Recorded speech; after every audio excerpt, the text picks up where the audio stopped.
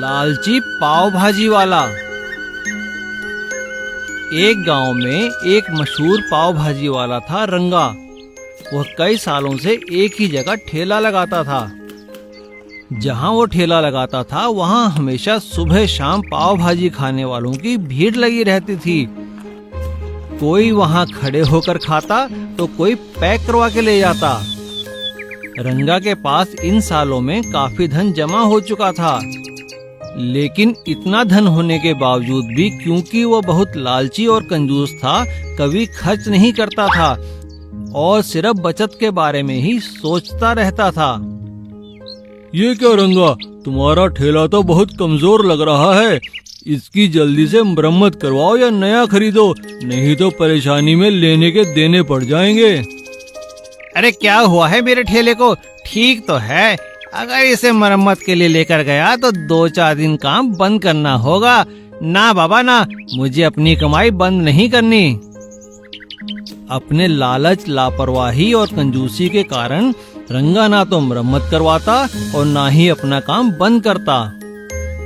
एक दिन रंगा को एक शादी का ऑर्डर मिला। अरे रंगा, मैंने तुम्हारे पाव भाजी की काफी तारीफ सुनी है। मेरी बेटी की शादी है, तुम्हें वहाँ पे पाव भाजी का स्टॉल लगाना होगा। लेकिन याद रहे, इस टूटे ठेले को लेकर मत आना।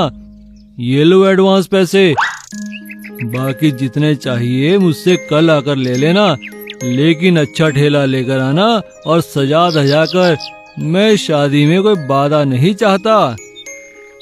आप बिल्कुल चिंता न करें सेठ जी, मैं आपके सारे बारातियों को खुश कर दूंगा। और सेठ जी के जाने के बाद रंगा सोचता है, बड़ा आया मुझे सिखाने वाला। मेरा ये ठेला तो अभी 4 साल और चलेगा। हाँ। रंगा ने ऑर्डर तो ले लिया और पैसे भी रख लिए, लेकिन अपने ठेले की मरम्मत नहीं करवाई और उसे ही सजा धजा कर शादी में चला गया।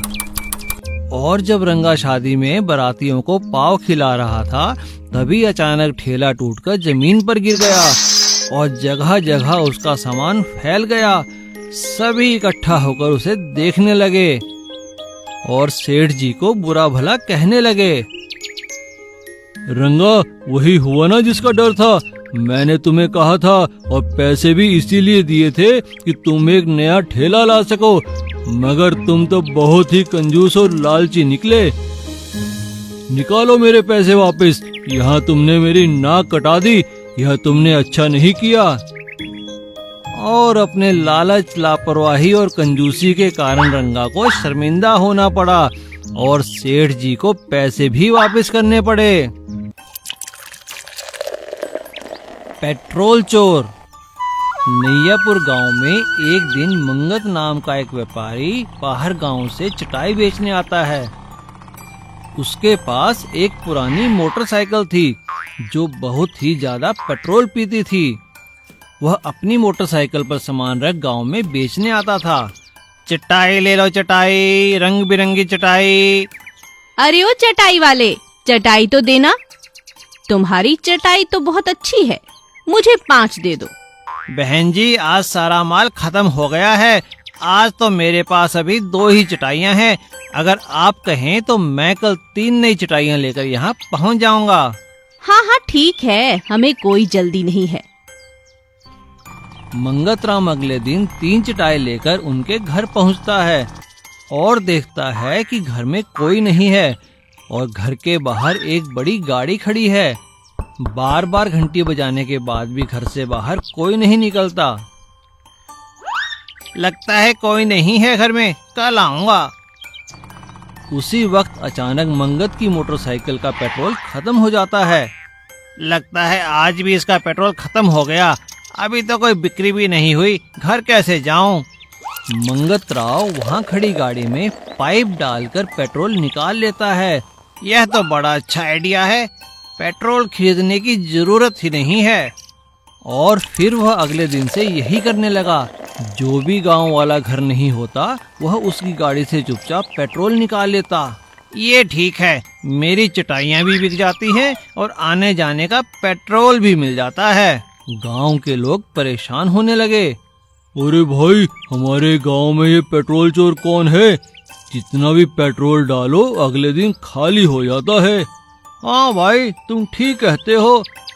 गांव वाले चोर को पकड़ने की तरकीब बनाते हैं और सभी गाड़ियों को एक जगह खड़ा कर देते हैं और हर गाड़ी में पेट्रोल की जगह पक्का रंग डाल देते हैं। तभी मंगतराम वहाँ आता है। अरे भाई, आज सबकी गाड़ियाँ एक साथ क्यों खड़ी हैं? कल यहाँ गाड़ियों की एक प्रतियोगिता होने वाली है, इसीलिए सब यहाँ लाइन से खड़ी हैं। मंगतराम सोचता है, फिर तो ये सभी पेट्रोल से भरी होंगी। आज रात बड़ी बोतल लाऊंगा और सबका तेल निकाल लूंगा। मेरे कई दिन निकल जाएंगे ऐसे। रात में जब मंगल तेल निकालता है तो उसके सारे मुंह और कपड़ों पर पक्का रंग चढ़ जाता है। एक गांव वाला उसे देखकर शोर मचाता है, और पकड़ो पकड़ो चोर, पकड़ो पकड़ो पेट्रोल चोर। गांव वाले चटाई वाले की खूब पिटाई करते हैं और उसे पुलिस के हवाले कर देते हैं। इसीलिए कहते हैं चोरी करना बुरी बात है। जादुई दाढ़ी। कनकपुर राज्य में एक गरीब किसान गगन रहता था। वह सारा दिन अपने खेतों में मजदूरी करता था। गरीब होने के कारण वह रोज अपनी दाढ़ी नहीं बना पाता था। वह उन पैसों को बचाता था जो उसकी दाढ़ी बनाने में लगते थे। इसी कारण गगन की दाढ़ी दिन प्रतिदिन बढ़ती जा रही थी। एक दिन गगन की पत्नी ने गगन से कहा, आज आप जाकर अपनी दाढ़ी क्यों नहीं बनवा लेते? कितनी बड़ी हो गई है। ठीक है, आज जाकर दाढ़ी नाई से बनवा ही लेता हूँ।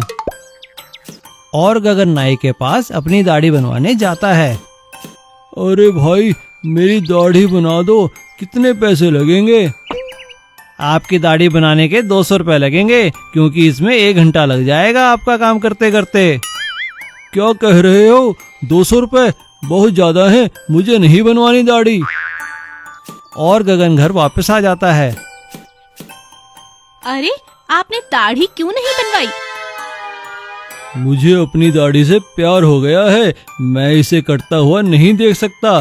अब तो मैं इसे और बढ़ाऊंगा। तुम नहीं जानती, मेरी दाढ़ी बड़े काम की है। ये कोई ऐसी वैसी दाढ़ी नहीं, जादुई दाढ़ी है। और पूरे राज्य में गगन की जादुई दाढ़ी की बात फैल जाती है। जब राजा ने इस बारे में सुना तो गगन को महल बुलवाया।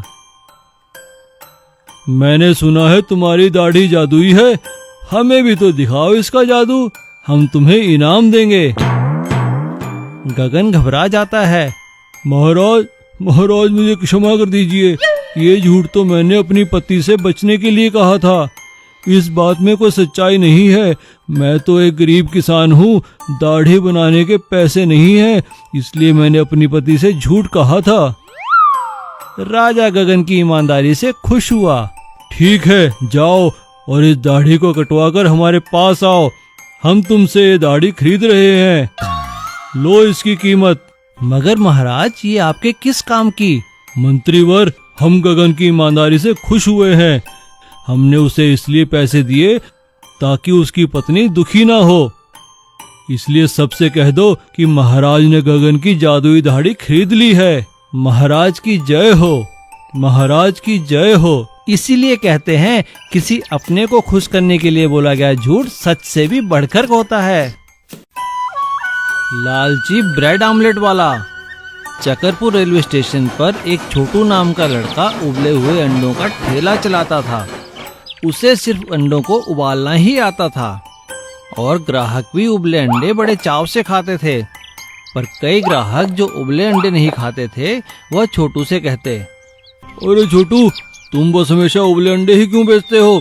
क्या तुम्हें ऑमलेट बनाना नहीं आता? इस तरह कई ग्राहक ब्रेड और ऑमलेट की डिमांड करते थे, मगर छोटू को ऑमलेट बनाना नहीं आता था।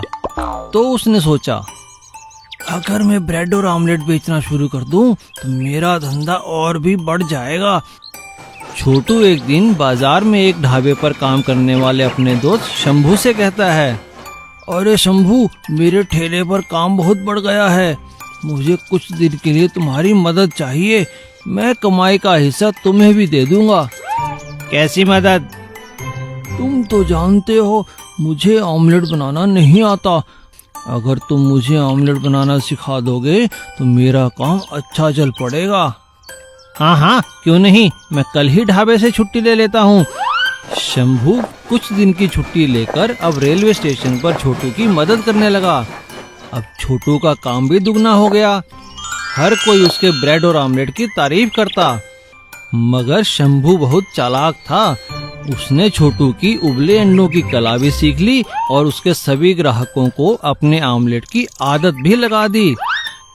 एक दिन शंभू छोटू से कहता है, अच्छा दोस्त, बहुत दिन हो गए, अब मैं वापस अपने ढाबे पर जा रहा हूँ। शुक्रिया शंभू। शंभू के जाने के बाद छोटू ने खुद ही ऑमलेट बनाना शुरू किया, लेकिन वह अच्छे ऑमलेट नहीं बना पा रहा था। अरे भाई, ये कैसा ऑमलेट बनाया है? इसमें तो मिर्ची ही मिर्ची है।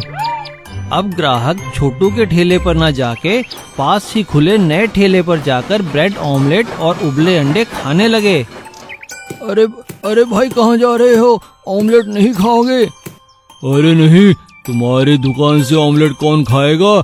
हम तो पड़ोस के ठेले पे जा रहे हैं। देखो वहाँ वो लड़का खड़ा है टोपी और चश्मा लगाकर, बहुत ही स्वादिष्ट ऑमलेट बनाता है और उबले अंडे का स्वाद भी वैसा है जैसा तुम पहले देते थे। वो नए ठेले पर जाकर उससे बात करने लगता है। तभी अचानक एक गाड़ी उस ठेले वाले को टक्कर मार देती है और उसका टोपी और चश्मा नीचे गिर जाता है। छोटू यह देखकर हैरान रह जाता है कि वह कोई और नहीं, उसका दोस्त शंभू है। मुझे माफ कर दो दोस्त। छोटू बिना कुछ कहे अपने ठेले पर वापस चला जाता है और दिन रात मेहनत करके अच्छा ऑमलेट बनाना सीख लेता है और फिर से उसका ठेला खूब चलने लगा। सीख, लालची इंसान को मेहनत वाला इंसान हमेशा हरा सकता है। Please subscribe.